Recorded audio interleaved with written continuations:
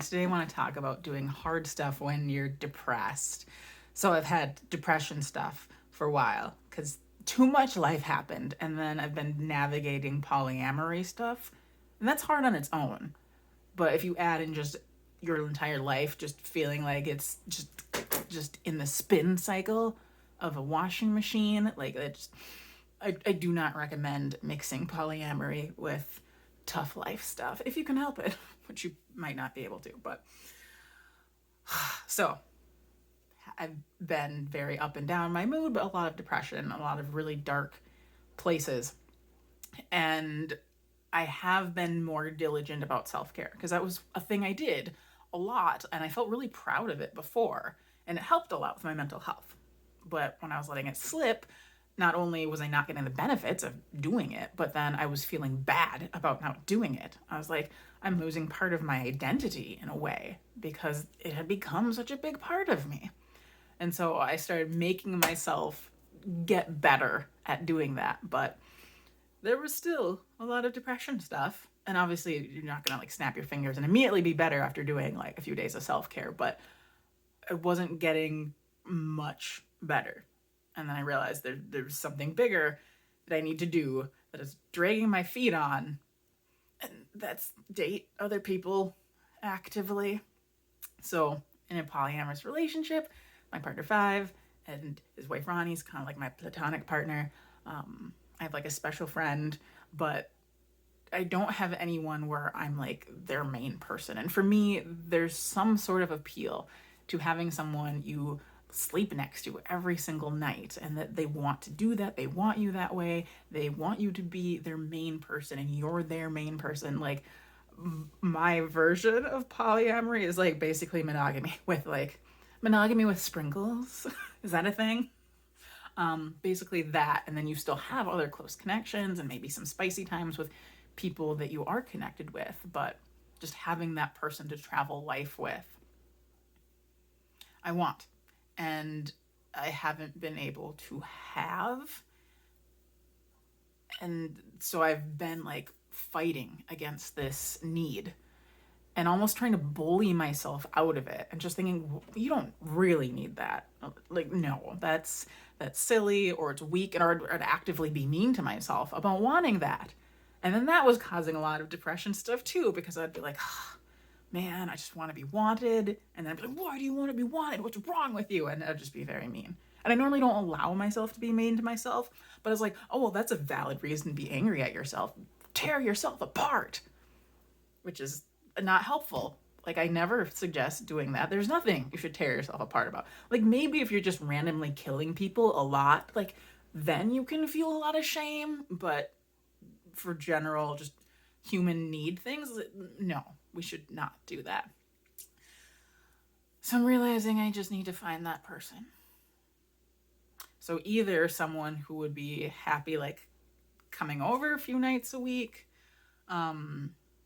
which I don't know how that would work. So I'm thinking it'd be more like my actual person. And I don't know what happens to my partner Five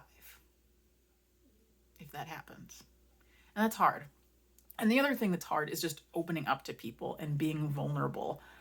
And the dating culture right now is crazy. Like there's so much hookup stuff going on. And that like people like you do you if that's a thing you like. But for me, I'm not demisexual, but closer to that spectrum. Like I just do not like I can find people sexually attractive, but like the nothing turns on like if I don't have a connection with them. I'm just like, meh. And so I need that. And so I can't just meet someone and go to town. And I used to be able to when I was younger. But then it got to a point where it didn't feel good. And then now it's just at a point where it's just like, I don't have a connection and this should be hot. Nothing is happening for me. So that's always fun in this culture. And another thing that's been holding me back is like how I feel about my partner Five is insane. It's a lot. It's huge. It's gigantic, distracting. And there's a sense of like, I'm never going to feel this way about somebody else. Like it's not going to happen. But I've had that thought before Because I have a friend that insanely in love with, and like had that thought of like, I am never gonna find someone as amazing at this as this person. Like it's just not possible. And then I did fall in love with somebody else, and I was like, what?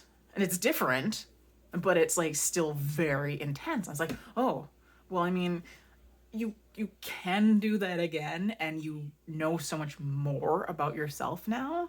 So it's gonna be easier to maybe find something similar, but find somebody who wants something closer to what I want. And I'm scared and I'm nervous and I'm also a little excited though. I am feeling more hopeful because before I knew that I should start dating, but I was like, "Oh, that's too hard. Like I'm just too tired." And I am. I am tired. I'm tired and I'm exhausted and life has been insane. But I probably shouldn't just give up. I mean, I've wanted to, but that seems scary in its own right. So the only other option is to try, even if it sucks and it's hard. So I'm going to do that more actively. It wasn't that I wasn't before, but I was, not trying very hard. Now I'm going to actually be putting in a concerted effort to find my person, somebody to maybe wife me someday or whatever. I don't even know, but I can do it. Positive, positive. And then also, if there's something that you know would make you happier, but it's hard, try it maybe, or take little baby steps. Like get closer. Because even though things are hard, I imagine they'll feel better than just sitting in the pit of despair and just being like, yeah, I should just jump off a bridge. So, yeah, let's try. Okay, bye.